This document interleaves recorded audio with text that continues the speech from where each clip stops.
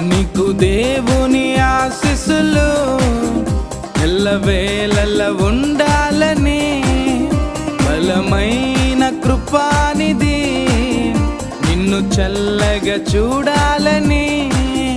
నీకు దేవుని ఆశీస్సులు ఎల్లవేళల ఉండాలని, బలమైన కృపానిధి నిన్ను చల్లగా చూడాలని.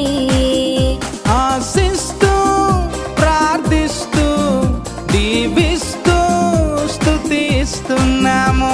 ఆశిస్తూ ప్రార్థిస్తూ దీవిస్తూ స్తుతిస్తున్నాము.